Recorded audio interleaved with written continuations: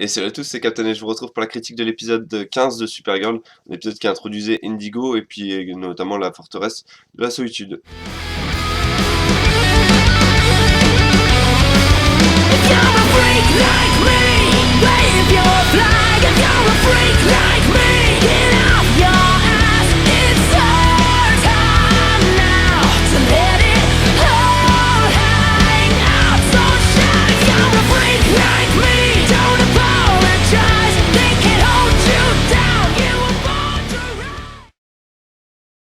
Donc un épisode qui était plutôt sympa. Le vrai problème que j'ai trouvé dans cet épisode, c'est qu'il était extrêmement prévisible. Et c'est pour ça que j'ai retenu pas mal de choses qui étaient dans les points positifs, qui étaient surprenants. Donc notamment l'apparition de Indigo à travers l'écran. Ça, c'est vraiment quelque chose que j'attendais pas. Je sais pas si ça fait comme ça dans les comics ou pas. Mais voir un ennemi basé comme ça sur Internet, sur les nouvelles technologies, etc. C'était vraiment bien vu. Malheureusement, c'est assez peu utile. Enfin, c'est pas super bien. Enfin, c'est pas super bien exploité. C'est bien utilisé, mais c'est pas super bien exploité. C'est un peu paradoxal, mais c'est bien exploité parce que du coup, son raisonnement pour déclencher la tête nucléaire est assez bon et assez poussé. Et ça offre du coup une petite intrigue, comment dire, avec une enquête nécessaire. De ce point de vue-là, c'est sympa, mais j'ai trouvé qu'ils auraient pu faire, pardon, ils auraient pu faire beaucoup mieux avec, enfin, plutôt que de l'avoir limite, enfin, elle est pas forcément tuée, elle est juste détruite à la fin de l'épisode, mais je sais pas, j'ai trouvé qu'elle était quand même assez faible par le fait de se faire avoir juste par un humain, alors que ça, enfin, elle a quand même connu, vu qu'elle s'appelait Brainiac 8, elle a quand même connu le pouvoir de Brainiac, etc. Donc j'ai trouvé qu'elle était assez faible, mais assez intelligente. En termes de faiblesse également, je vais dire que Supergirl enfin, a été super faible dans cet épisode, c'est-à-dire que elle n'arrive pas à battre en corps à corps Indigo. Alors que bon, elle a pas utilisé une seule fois enfin son rayon laser quoi avec les yeux. J'ai trouvé que ça c'était vraiment dommage. Parce que, enfin, c'est récurrent encore une fois depuis 2 ou 3 épisodes et j'ai l'impression que qu'on retourne dans les premiers travers de la série, c'est-à-dire que les chorégraphies sont pas super bien faites, voire même comment dire, assez hideuses enfin, dans cet épisode. J'ai trouvé que le combat entre Supergirl et Indigo était vraiment pauvre, tout simplement. Enfin, j'arriverai même pas à décrire. Euh, et en termes également de faiblesse, j'ai trouvé que Supergirl ne savait pas également, enfin, le coup du missile nucléaire, plutôt que de taper le code pour que le missile nucléaire, comme par hasard, s'arrête et puis en plus le laisser tomber comme ça de façon inconsciente dans un lac, je veux dire, enfin, théoriquement même, ça, je pense que ça peut toujours péter. Euh, alors, il va falloir qu'elle avait juste à l'envoyer dans les airs et quand même et nous faire croire que elle a du mal à voler à la vitesse du missile, elle a du mal à s'accrocher dessus. Enfin, théoriquement, euh, Supergirl a la puissance de Superman, d'autant plus que dans le début de l'épisode, il y a James qui nous dit elle est plus rapide que Superman. Enfin, et dans les comics, on voit Superman faire euh, plusieurs fois rattraper un missile nucléaire, notamment dans The Dark Knight Returns. Je pensais que ça allait se terminer comme ça, où elle allait prendre toute l'explosion sur elle pour démontrer encore une fois toute sa puissance. Mais non, c'est juste un code, donc voilà. De ce point de vue-là, j'ai vraiment été assez déçu de cet épisode par la faiblesse de Kara. On va passer au deuxième volet de l'épisode qui était, enfin, pour le coup, encore une fois, récurrent par rapport au problème de la série, c'était les relations. Alors cette fois, c'était centré encore une fois sur Lucy et James et le triangle amoureux Lucy, James et Kara. Enfin, du point de vue de James et Kara, c'était plus ou moins, enfin, pas très subtil, mais pas non plus très lourd. C'est-à-dire que on voyait, c'était bien vu en fait le fait que Kara, en essayant de remettre James et Lucy ensemble, au final les sépare parce qu'elle révèle des choses que James lui a révélées, que James avait révélé à personne. Donc ça, c'était plutôt bien vu. Mais par contre, le fait, voilà, dans la forteresse de la solitude, elle y va avec James, elle lui dit mais je suis pas seul, je suis avec toi, etc. Enfin, c'était vraiment voilà assez niais comme réplique. Et du coup, la fin de la relation entre Lucy et James, c'est un gros point d'interrogation. Je me dis, mais à quoi a servi cette relation juste depuis le début de la série, de la saison? Pourquoi ce personnage a été introduit? Si c'est pour, enfin, je suppose, disparaître comme ça, elle sert à absolument à rien dans les intrigues. Là, elle a servi vite fait à quelque chose, mais bon, le Dio était déjà également sur le coup. Donc, la résolution de l'intrigue aurait pu passer par le Dio. Donc vraiment, ce personnage de Lucy Lane sert absolument à rien, si ce n'est à, voilà, placer, à mettre James et Kara sur orbite.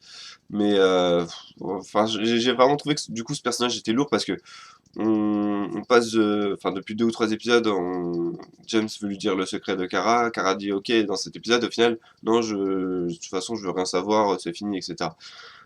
Encore une fois, du coup, à quoi a servi toutes les intrigues, enfin toutes les intrigues amoureuses des précédents épisodes, quoi. C'est un peu bizarre, un peu dommage de passer autant de temps sur des intrigues amoureuses entre guillemets, si c'est pour qu'elles elles se terminent comme ça du jour au lendemain. Sans, enfin, le truc c'est que j'ai pas senti véritablement de tension non plus entre ces deux personnages. C'est-à-dire que la tension par exemple qui existait, qui s'est créée entre Shoban, donc futur Black Banshee, et Win, j'ai trouvé qu'elle était elle était meilleure, elle était plus présente à l'écran, même pas 5 minutes à l'écran, que Lucy et James toute cette saison, quoi. Et j'ai trouvé du coup que ce couple marchait beaucoup, beaucoup mieux. Et enfin, quasiment, c'est le couple que je trouve le plus évident dans la série. Et c'est bizarre parce qu'ils ont rien fait pour, en fait. Et du coup, voilà, j'ai trouvé ça bien vu et c'est le seul couple qui remet enfin, qui remet cette intrigue en place parce que justement ils essayent pas d'être en couple, parce que les scénaristes essayaient peut-être pas d'être en couple et ils se sont dit bah, ça marche plutôt bien donc pourquoi on n'essaierait pas. Donc voilà, ça j'ai trouvé que c'était plutôt sympa. Donc maintenant on va s'attaquer à l'intrigue principale avec donc la connaissance enfin le fait que Non et Brignac 8 se connaissaient avant. Du coup le plan, ils vont former un plan ensemble avec la Myriade. D'ailleurs Indigo, enfin Brignac 8, peu importe, était contre ce plan-là parce qu'elle trouvait que ça ne marchait pas. Elle était également contre Astra, apparemment Non et elle ont une histoire ensemble. Ce qui est assez étrange quand vous y pensez parce que c'est un être informatique. Enfin bref. C'est même plus, c'est un cyborg limite un robot. Et donc voilà, ils vont former un plan ensemble. On le voit à la fin de l'épisode où du coup Non l'a reconstruit, mais pour qu'elle exécute son plan à lui, et non plus qu'elle agisse en indépendante. Et de l'autre côté, on a Kara et Hank et donc sa sœur Alex qui se retrouvent en joyeuse famille. Donc la tension forcée suite au meurtre d'Astra n'aura duré qu'un épisode. Encore une fois, ça prouve que voilà, cette intrigue n'était pas nécessaire. C'était juste entre guillemets pour ajouter de la durée de vie à cette saison. Et voilà, il fallait trouver des intrigues pour que les personnages soient un peu en conflit, etc. Pour que, enfin, on va pas se mentir, c'est également une raison, le fait qu'elle s'éloigne du Dio pour nous montrer la forteresse de la solitude. Je pensais vraiment que ça allait être quelque chose d'important et au final, voilà, ils y passent juste même pas 2 minutes avec un robot. On voit quelques Easter eggs à mon avis. J'ai pu capter notamment la bague de la Légion des super-héros, peut-être également de la kryptonite rouge. Mais voilà, enfin, ça s'arrête là, et puis le coup de la porte qui est cachée enfin la clé de la porte qui est cachée sous la neige, enfin c'est quand même assez ridicule, j'ai trouvé. Donc voilà, en termes d'intrigue principale, pas grand chose à redire, si ce n'est que, enfin, on arrive à 4 épisodes de la fin de saison, donc il serait peut-être temps qu'ils mettent les bouchées doubles, notamment enfin, surtout quand on sait que l'épisode 17 sera un crossover avec Flash. Donc je me demande quand est-ce qu'ils vont trouver le temps pour développer vraiment cette intrigue principale et qu'est-ce que Myriad au final. Et parce que voilà, il me tarde vraiment de savoir ce que c'est et en quoi Indigo va jouer un rôle dans ce plan. Donc à cet épisode, je lui ai mis la note de 7 sur 10, c'est-à-dire que c'est un bon épisode, vraiment trop prévisible, quelques aspects imprévisibles qui étaient sympas, donc notamment l'arrivée d'Indigo et son apparition, le couple Finn et merde, pas Finn, Win et Shoban. Ça c'était plutôt bien vu parce que voilà, c'était pas forcé, c'était entre guillemets mignon et assez drôle de les voir se mettre ensemble. Le rôle également de Win qui est un peu plus important en tant que hacker, etc. Ça j'ai bien aimé. Si le moment où le bras passe à travers l'écran pour l'étrangler, j'ai trouvé que ce moment était assez ridicule parce que personne réagit. Genre, il est au milieu de plein de soldats et personne réagit. C'est du genre, oh mais qu'est-ce qui se passe? C'est incroyable. Voilà.